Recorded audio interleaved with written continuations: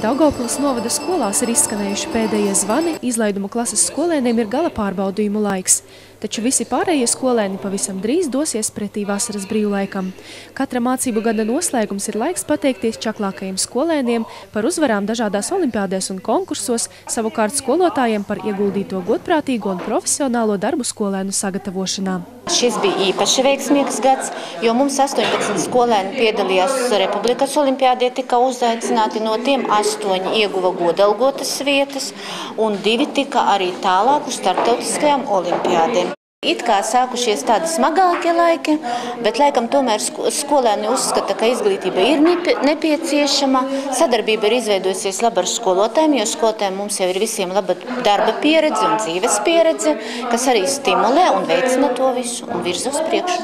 Daugavpils novada dome pateicības rakstus un piemiņas dāvanas pasniedz 8 Daugavpils novada skolu skolēniem par iegūtajām godalgotajām vietām Latvijas mēroga olimpiādēs.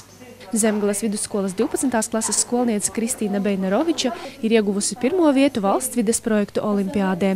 Ar savu darbu par sarkanvēdera ugunsgrupi pārstāvēja Daugavpils novadu starptautiskajā vides projektu olimpiādē Turcijā, pārvedot mājās sudraba godalgu. Kāpēc tieši par šo sugu tu izvēlējies rakstīt? Tāpēc, ka tā ir aizsargājuma un to ir diezgan maz mūsu apkaimēs. Un ja tie dzīvo ne tik tālu no manis, tad varat arī pamēģināt tos izplatīt, palīdzēt viņiem. Viņi tagad dzīvo pie tevis, pavisam blakus tava dīki. Jā, dzīvo.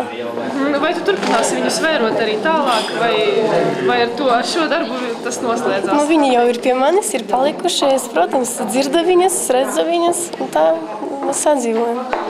Špoģu vidusskolas skolniecei Alisei Strodei tika pasniegta pateicība par 1. vietu valsts Latvijas vēstures konkursā. Man tas bija konkurss, uz kuru man pamudināja latviešu valodas skolotāja Valentīna Ivanova un mana mamma. Brīvība augstākā vērtība, viņa bija 2 kārtās. Pirmajā kārtā vajadzēja rakstīt par kādu pazīstamu cilvēku, kas deva ļoti lielu ieguldījumu Latvijas neatkarībā. Es rakstīju par Robertu Kudiņu.